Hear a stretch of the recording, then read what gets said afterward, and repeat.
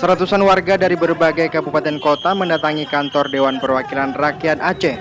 Massa menuntut agar anggota parlemen membentuk pansus mengevaluasi kinerja pemerintah Aceh.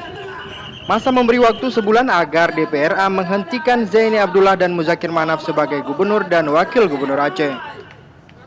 Dalam orasinya, Massa menyebutkan Gubernur Aceh telah gagal mensejahterakan masyarakat selama 2 tahun pemerintahannya.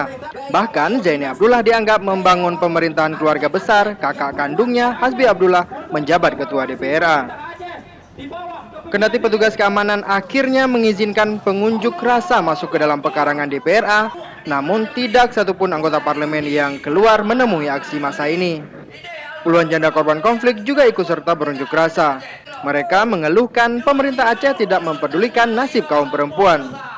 Kami melihat, kami mencium ini ada kepentingan bisnis, kepentingan ekonomi, serta kepentingan politik di sini. Oleh karena itu, biangnya adalah Zaini Abdullah dan kami mendesak Zaini Abdullah yang segera mundur.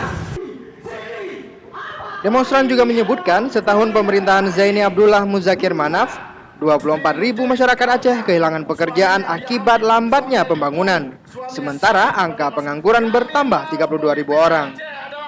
Dari Banda Aceh, Maimun Saleh, Taufik Lana melaporkan untuk Aceh Video.